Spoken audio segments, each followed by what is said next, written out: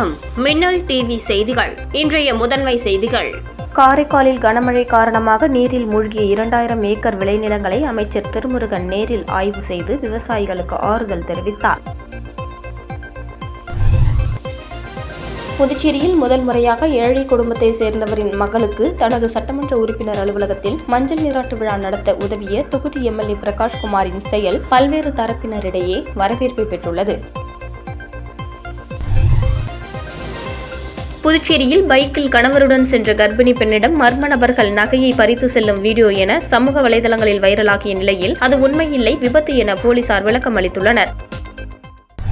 காரைக்காலில் கனமழை காரணமாக நீரில் மூழ்கிய 2000 ஏக்கர் விளைநிலங்களை அமைச்சர் திருமுருகன் நேரில் ஆய்வு செய்து விவசாயிகளுக்கு ஆறுதல் தெரிவித்தார். காரைக்கால் மாவட்டத்தில் பெய்து வரும் தொடர் கனமழை காரணமாக குடியிருப்பு மற்றும் சுமார் 2000 ஏக்கர் விவசாய நிலங்கள் நீரில் மூழ்கியுள்ளன. குறிப்பாக காரைக்கால் அடுத்த தளத்தெரு மேற்கு பகுதியில் அமைந்துள்ள சுமார் 200 ஏக்கர் விளைநிலங்கள் மழைநீரில் மூழ்கியுள்ளது. இந்த நிலையில் இன்று அமைச்சர் திருமுருகன் வேளாண் துறை கூடுதல் இயக்குநர் கணேசன் உள்ளிட்ட அதிகாரிகளுடன் பாதிக்கப்பட்ட விளைநிலங்களை பார்வையிட்டு விவசாயிகள் பாதிப்புகள் குறித்து கேட்டறிந்தார். குறிப்பாக தளத்தெரு, அண்டூர், தென்னங்குடி உள்ளிட்ட பகுதிகளில் உள்ள விளைநிலங்களில் விவசாயிகளுடன் வயலில் இறங்கி அமைச்சர் ஆய்வு செய்தார். அப்போது நீரில் மூழ்கி நெற்பயிர்கள் அனைத்தும் சேதமடைந்து விட்டதாகவும் இதற்கு உரிய இழப்பீடு தொகையை அரசு வழங்க வேண்டும் எனவும் விவசாயிகள் அமைச்சரிடம் கோரிக்கை விடுத்தனர். அத்துடன் கடந்த ஆண்டு இன்சூரன்ஸ் தொகை இதுவரை விவசாயிகளுக்கு கிடைக்கவில்லை என்பதையும் அவர்கள் தெரிவித்தனர்.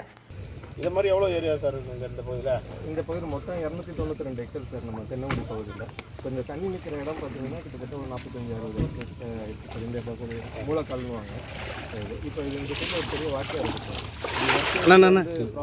வாக்கியம் கொஞ்சம் வீக்காக இருக்கிறதுனால மழை பெஞ்சாலும் தண்ணி வாங்க மாட்டேங்குது, தண்ணியும் இதாக மாட்டேங்குது. வாக்கியம் வந்து துருவாடாமல் இருக்கா இல்லை வீக்காக இருக்குன்னா எந்த அளவுக்கு? உடஞ்ச மாதிரி இருக்குது. உடஞ்சதுனால மழை தண்ணி வந்து அதனால போக மாட்டேங்குது. லெவல் வந்து ஒன்றா இருக்கும். எங்களுக்கு அதிகமாக பாதிச்சு தண்ணி ஒன்று இதாகி மற்ற இடம்லாம் ஒன்றும் ப்ராப்ளம் இல்லை.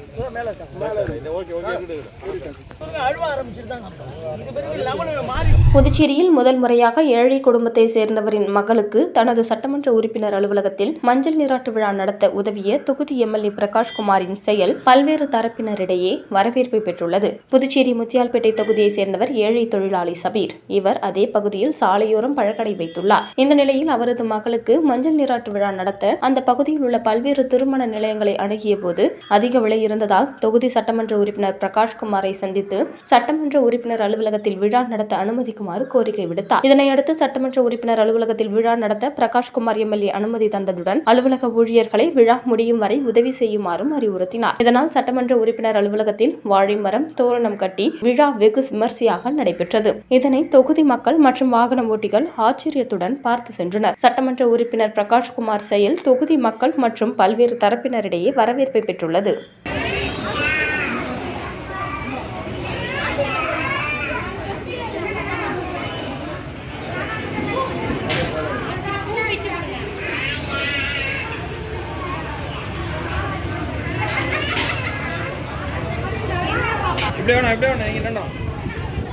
மஞ்சள் நீர் நடத்துறதுக்கு நாங்க எங்க ஒன்னாலும் மண்டபம் பத்ததால அதிகமா இருந்தனால எங்களுக்கு அமையல.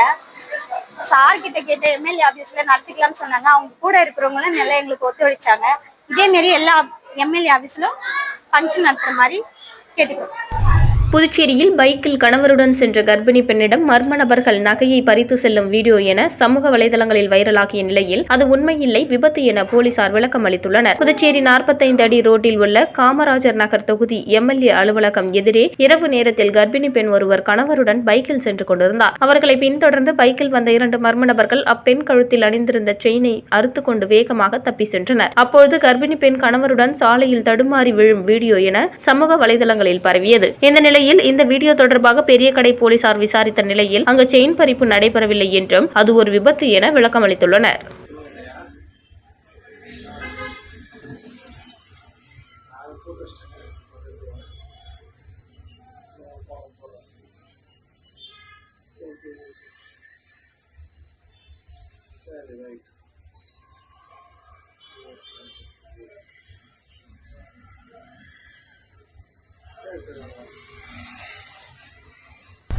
தேசிய தத்தெடுப்பு மாதத்தை முன்னிட்டு மகளிர் மற்றும் குழந்தைகள் மேம்பாட்டுத்துறை சார்பில் நடைபெற்ற நிகழ்ச்சியை மாவட்ட ஆட்சியர் குலோத்துங்கன், துறை இயக்குநர் இளங்கோவன் ஆகியோர் துவக்கி வைத்தனர். மத்திய அரசின் வழிகாட்டுதலின்படி மகளிர் மற்றும் குழந்தைகள் மேம்பாட்டுத்துறை சார்பில் தேசிய தத்தெடுப்பு மாதம் 2024 காமராஜர் சாலையில் உள்ள தனியார் ஹோட்டலில் நடைபெற்றது.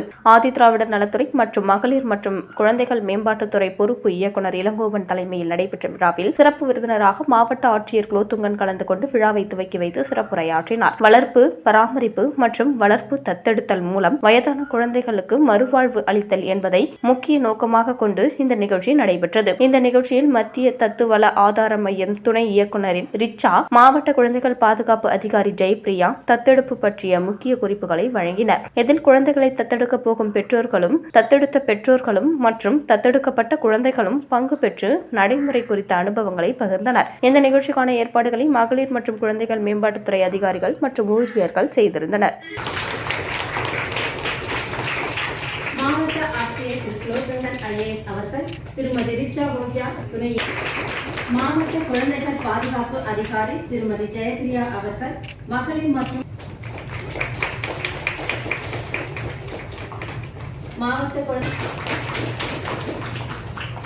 குழந்தைகள் நலக்குழு தலைவர் மகளை கைது செய்துள்ளதாக கூறி பெற்றோரிடம் ரூபாய் 75,000 மோசடி செய்த மோசடி கும்பல் குறித்து போலீசார் விசாரித்து வருகின்றனர். காரைக்கால் நிரவியை சேர்ந்த ஐஸ்வர்யா என்பவரின் பெற்றோரை வாட்ஸ்அப் மூலம் தொடர்பு கொண்ட மர்ம நபர் போலீஸ் அதிகாரி பேசுவதாக கூறியுள்ளார். உங்கள் மகள் தற்கொலைக்கு முயன்றதால் அவரை கைது செய்து போலீஸ் ஸ்டேஷனில் வைத்துள்ளோம். அவரை விடுவிக்க பணம் அனுப்புமாறு கூறினர். இதை நம்பி அவரது பெற்றோர் 75,000 ரூபாய் அனுப்பி ஏமாந்தனர். இதேபோல் சண்முகாபுரத்தை சேர்ந்த கணேசன் 1,62,000 ரூபாய் அனுப்பி ஏமாந்தார். இதேபோல் நெல்லித்தோப்பு சதீஷா 15,000, பாகூர் குகன்ராஜ் 20,050 ரூபாய், அரியூர் சந்தானம் 25,000, தந்தை பெரியார் நகர் மூர்த்தி 2,850, கும்பாக்கம் முருகன் 8,000 என மொத்தம் 7 பேர் ஆன்லைன் மோசடி கும்பலிடம் 3,07,906 ரூபாய் இழந்துள்ளனர். இதுகுறித்த புகாரின் பேரில் புதுச்சேரி சைபர் கிரைம் போலீசார் வழக்கு பதிந்து மோசடி கும்பல் குறித்து விசாரித்து வருகின்றனர்.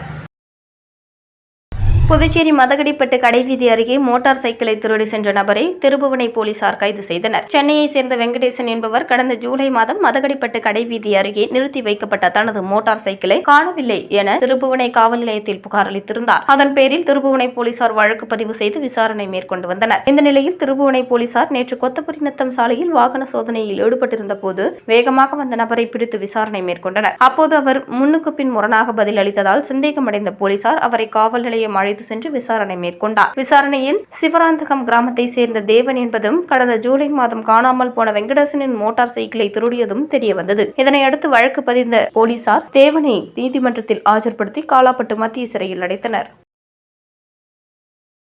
தாகூர் அரசு கலைக்கல்லூரியில் புதிதாக அமைக்கப்பட்டுள்ள அருங்காட்சியகத்தை அமைச்சர் நமச்சிவாயம் துவக்கி வைத்தார். தாகூர் அரசு கல்லூரியில் தொல்லியல் ஆவணங்களை பாதுகாக்கும் அருங்காட்சியகம் உருவாக்கப்பட்டுள்ளது. கல்லூரியின் அரவிந்த் நூலக வளாகத்தில் அமைக்கப்பட்டுள்ள அருங்காட்சியக திறப்பு விழா நடைபெற்றது. கல்லூரி முதல்வர் சசிகாந்த தாஸ் தலைமையில் நடைபெற்ற விழாவில் அமைச்சர் நமச்சிவாயம் சிறப்பு விருந்தினராக கலந்து கொண்டு அருங்காட்சியகத்தை திறந்து வைத்தார். இந்த நிகழ்ச்சியில் இந்திய தொல்லியல் துறை சென்னை வட்டத்தின் கண்காணிப்பாளர் முத்தையா காளிமுத்து, புதுச்சேரி கலை பண்பாட்டுத்துறை இயக்குநர் கலியபெருமாள் உட்பட பலர் கலந்து கொண்டனர். இந்த அருங்காட்சியகத்தில் கிமு 5ஆம் நூற்றாண்டு முதல் புதுச்சேரியில் கிடைத்த அரிய பொக்கிஷங்கள் பார்வைக்கு வைக்கப்பட்டுள்ளன. வரலாற்று காலம், வரலாற்றுக்கு முந்தைய காலம், கற்காலம் என புதுச்சேரியில் கிடைத்த தொல்லியல் பொருட்கள் வைக்கப்பட்டுள்ளன. பொதுமக்கள் அலுவலக நாட்களில் காலை 10 மணி முதல் மாலை 5:30 மணி வரை பொதுமக்கள் பார்வையிடலாம் என குறிப்பிடப்பட்டுள்ளது.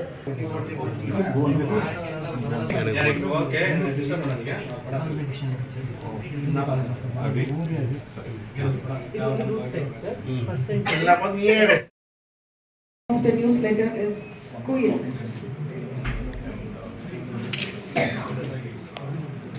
Sir.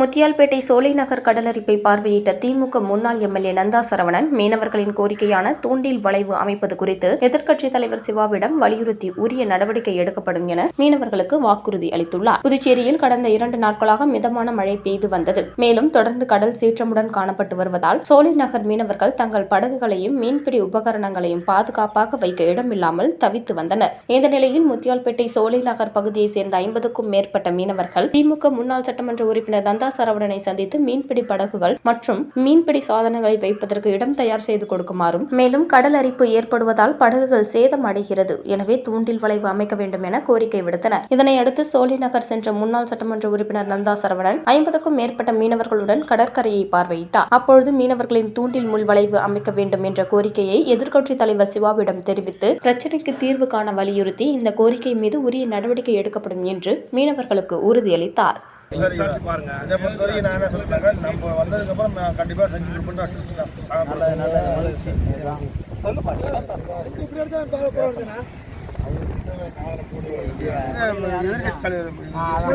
கட்சி தலைமையை வந்து சொல்லி தலைவர்கிட்ட சொல்லி நம்ம வந்து அரசாங்கத்துக்கு கோரிக்கை வச்சிருக்கோம். பொதுவெளியில் பேனர், விளம்பர பதாகைகள் வைத்தால் கிரிமினல் நடவடிக்கை எடுக்கப்படும் என புதுச்சேரி உழவர்கரை நகராட்சி ஆணையர்கள் எச்சரித்துள்ளனர். புதுச்சேரி மற்றும் உழவர்கரை நகராட்சி ஆணையர்கள் வெளியிட்டுள்ள செய்திக்குறிப்பில், இந்திய வானிலை ஆராய்ச்சி நிலையம் புதுச்சேரிக்கு விடுத்துள்ள புயல் மற்றும் கனமழை எச்சரிக்கை காரணமாக நகராட்சி பல்வேறு முன்னெச்சரிக்கை நடவடிக்கைகளை மேற்கொண்டு வருகிறது. அதன் ஒரு பகுதியாக பொதுவெளியில் வியாபார நோக்கத்துடன் வைக்கப்பட்டுள்ள பேனர்கள், விளம்பர பதாகைகள் போன்றவை வைப்பதை தவிர்க்க வேண்டும். அறிவிப்பை மீறி பேனர், விளம்பர பதாகைகளை வைப்பது தண்டனைக்குரிய குற்றமாகும். இதை மீறி வியாபார நோக்கத்துடன் வைக்கப்படும் பதாகைகள், அபாயகரமான விளம்பர பதாகைகள் போன்றவற்றால் அசம்பாவிதம் ஏற்பட்டால் அவர்கள் மீது கடும் நடவடிக்கை எடுக்கப்படும். மேலும் கிரிமினல் வழக்கு பதிய காவல்துறை மூலம் நடவடிக்கை எடுக்கப்படும் என குறிப்பிடப்பட்டுள்ளது.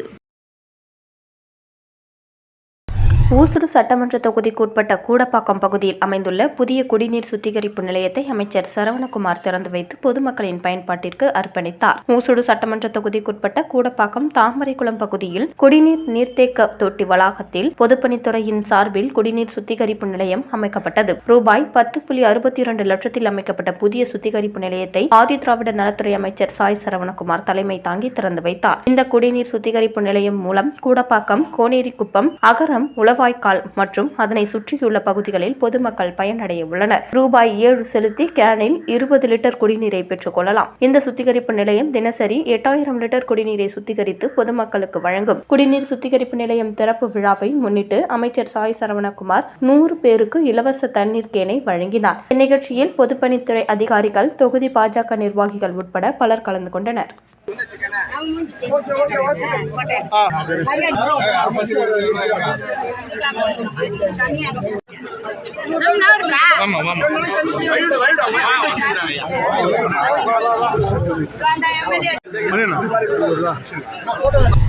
முதலியார்பேட்டை தொகுதியில் புதியதாக அமைக்கப்பட்ட ஆழ்துளை கிணறு நீர் மின் மோட்டாரை மக்கள் பயன்பாட்டிற்காக தொகுதி எம்எல்ஏ சம்பத் துவக்கி வைத்தார். முதலியார்பேட்டை தொகுதிக்குட்பட்ட தேங்காய்த்திட்டு இடுகாடு சாலை சந்திப்பில் புதிதாக அமைக்கப்பட்ட ஆழ்துளை கிணறு நீர் மின் மோட்டாரை மக்கள் பயன்பாட்டிற்கு அர்ப்பணிக்கும் நிகழ்ச்சி நடைபெற்றது. விழாவில் தொகுதி சட்டமன்ற உறுப்பினர் சம்பத் கலந்து கொண்டு தலைமை தாங்கி புதிய மின் மோட்டாரை மக்கள் பயன்பாட்டிற்கு துவக்கி வைத்தார். இந்த நிகழ்ச்சியில் பொதுப்பணித்துறை பொது சுகாதார கோட்ட செயற்பொறியாளர் உமாபதி, உதவி பொறியாளர் அன்பரசன், இளநிலை பொறியாளர் கோபாலகிருஷ்ணன் மற்றும் தொகுதி திமுக நிர்வாகிகள் உட்பட பலர் உடனிருந்தனர். இதன் மூலம் வசந்தம் நகர், ஆதிபராசக்தி நகர், நேரு நகர் பகுதியில் உள்ள பொதுமக்கள் பயன்பெறுவர் என்பதும் குறிப்பிடத்தக்கது. மீண்டும் இன்றைய முதன்மை செய்திகள். காரைக்காலில் கனமழை காரணமாக நீரில் மூழ்கிய 2000 ஏக்கர் விளைநிலங்களை அமைச்சர் திருமுருகன் நேரில் ஆய்வு செய்து விவசாயிகளுக்கு ஆறுதல் தெரிவித்தார். புதுச்சேரியில் முதல் முறையாக ஏழை குடும்பத்தை சேர்ந்தவரின் மகளுக்கு தனது சட்டமன்ற உறுப்பினர் அலுவலகத்தில் மஞ்சள் நீராட்டு விழா நடத்த உதவிய தொகுதி எம்எல்ஏ பிரகாஷ்குமாரின் செயல் பல்வேறு தரப்பினரிடையே வரவேற்பை பெற்றுள்ளது. புதுச்சேரியில் பைக்கில் கணவருடன் சென்ற கர்ப்பிணி பெண்ணிடம் மர்ம நபர்கள் நகையை பறித்து செல்லும் வீடியோ என சமூக வலைதளங்களில் வைரலாகிய நிலையில் அது உண்மையில்லை, விபத்து என போலீசார் விளக்கம் அளித்துள்ளனர். இத்துடன் மின்னல் டிவி செய்திகள் நிறைவு பெறுகின்றன. வணக்கம்.